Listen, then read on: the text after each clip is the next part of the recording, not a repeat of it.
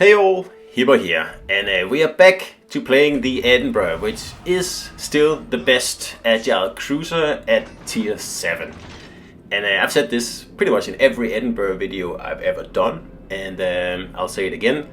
Very unexpected for me, but this ship here just performs extraordinarily well with an Agile build, and pretty much the same as a Minotaur at Legendary tier, which right now is the best Agile cruiser at Legendary tier. Not that there are that many cruisers at Legendary tier to choose from anyway. First of all, let's just have a look at my Agile build here. So let's just quickly look at the commander setup here. So I'm running Tenant, but I have the Santa guys on her for this look here. It's all about agility, really. Azure in Baltimore and Takao as inspirations, and then all the usual stuff here: Ingenious, Full Speed Ahead, Velocious, Steer Clear, and Fully Packed. And of course, Fully Packed gives you 3 radars, and it gives you 3 heals, which is, as with any Agile cruiser, because you're usually taking a beating when you play Agile cruisers, it allows you to heal back most of the damage. And 3 radars, if I can, I always do that. I mean, why would you have 2 when you can have 3 radars? That's a 50% increase. 1.9 second rudder, 38 knots, so super agile, not so fast, but very agile. And look at that armor there. 30 millimeters, pretty much covering the ship.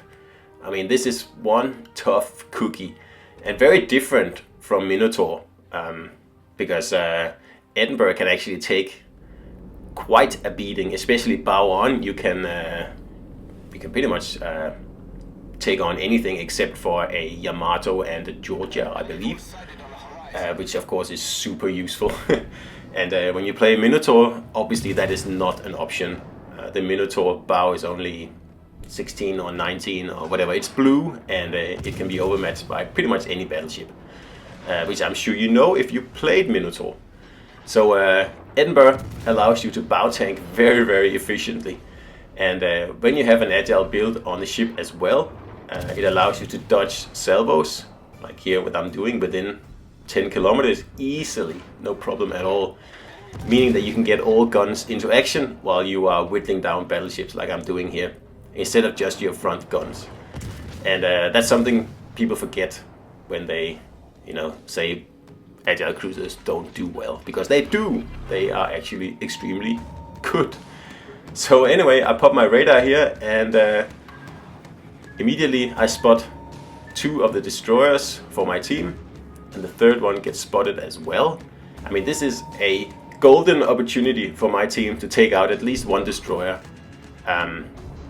because I get into this position on purpose, obviously, because it means I can radar both caps right off the bat here.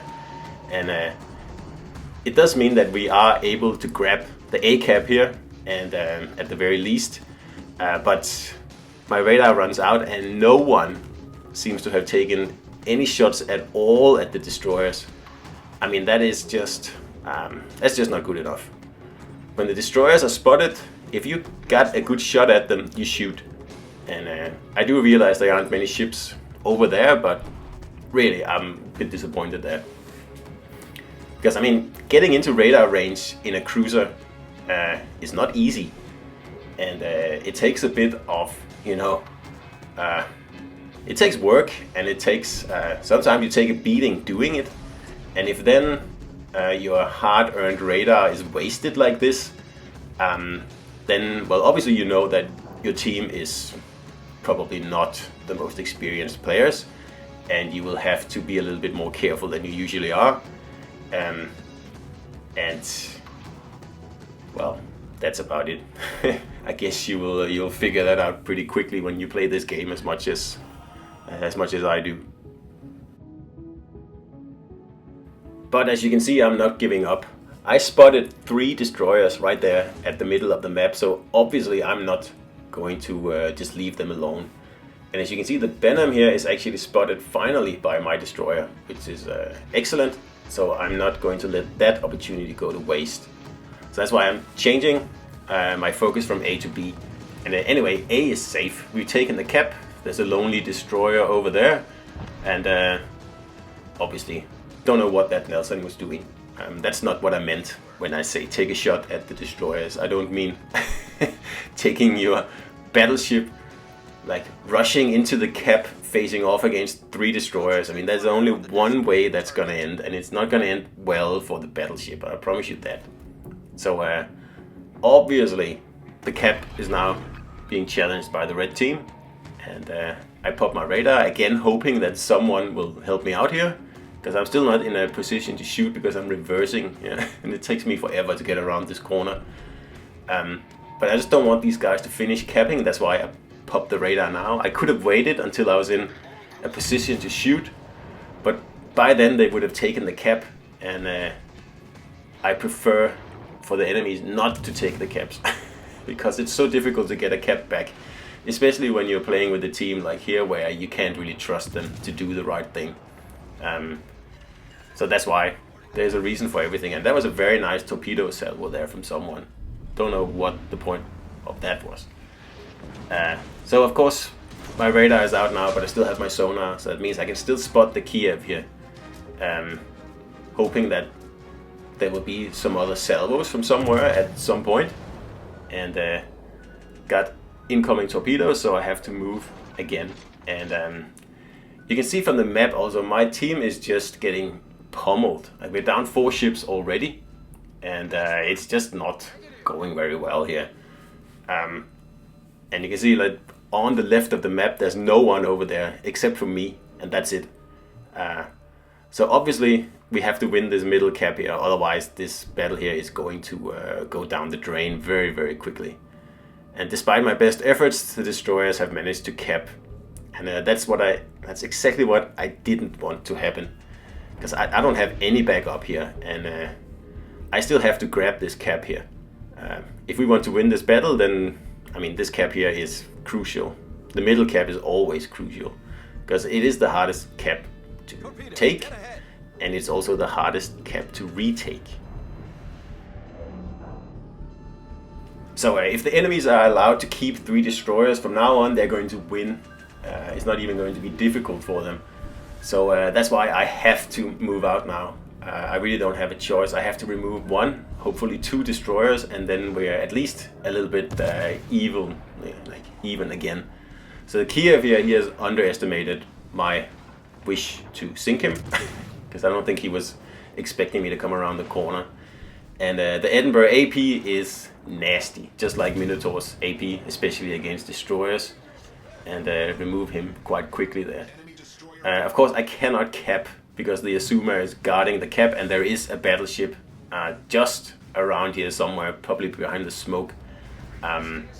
So instead this destroyer here pops up, and like I said, the more destroyers we can get rid of, well, the better we'll do. And the Iowa is, screaming for help, but that's what happens when you sit in your battleship far away from where you should be, and you're all by yourself, and he's just lucky that I'm in a position to actually help him out here. So we're gonna get this Benham here out of the game as well, and that means we have 2 destroyers down, and that's a good start. There's still 1 left, but we have evened the odds a little bit here, which is pretty much what we need here in this game here, because it started out horribly. So the Benham is now gone, and this key here is now grabbing A, because, like I said, I have no support over on this side of the map. So I have to defend A cap, as well as kill all the destroyers, as well as take the B cap. And I just get him reset there, because I don't want him to cap. I want him to realize that it's, just a waste of time, and I want him to turn around. That's basically it. I don't really have any intention of sinking this ship, because that's going to take far too long. So the last destroyer is heading towards the middle of the map. At least that's what I would do if I was in his shoes, because there's less, threats in there. And you see the Agile cruiser working out here. Any other Edinburgh would have to bow tank this key here and pretty much just be a sitting duck for torpedo attacks. And like I said, I want to get in, I want to challenge this guy, I want to take a cap back, and obviously I need to turn to do that. So that's why after he shoots his salvo, that's when I start to do my turn here. And obviously I'm going to use this islet here to save myself as much as I can. Because I mean, a key is no joke. It's pretty much an Amaji with torpedoes. And just trying to outturn there, but obviously I take a nasty hit. But I'm spotted, and that means the destroyer is right around here somewhere. So we're just gonna have a peek, and turns out that someone else spots him for me, which is perfect. And I just need to get one salvo off, and that's the end of the last enemy destroyer here. So by doing this, I have pretty much turned this battle now. We are in a much better position. We're only 3 versus 3 now, so that's a much better way the game looks now, honestly.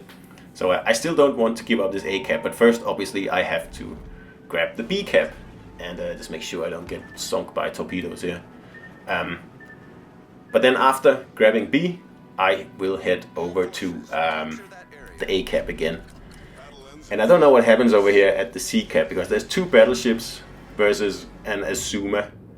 And really that should be a very, very easy battle.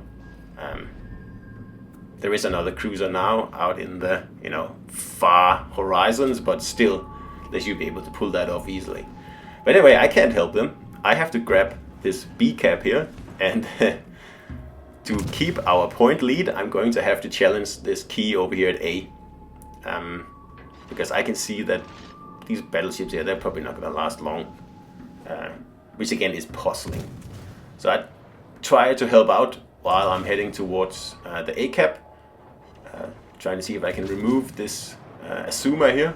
And that torp there almost gets him, but unfortunately not. So Agile Edinburgh, well, people, I can tell you it's one of the most fun ships you can play. Just along with Agile Minotaur, they are really, really fun. And of course you get the extra bonus, like I said before, in Edinburgh, that you can actually bow tank some very nasty ships. And in a minute I'm going to bow tank this key here, because I want to run him out of this cap. He has torpedoes obviously, but so do I. I don't have that many. I only have 3 on each side, so it's not enough to take out a full health battleship. And the key is about 3/4 full, so that means I will probably need both sides of my torpedoes to take him out, and I just spent one there in case he was going the other way around. So I don't think I'm going to be able to sink him. And in a minute it's just going to be him and I. And of course that means whoever sinks who is the winner. And I'm going to make full use of my 30mm bow here, so I can pretty much bully this battleship here, because obviously he cannot let me in close, and because then I will torp him.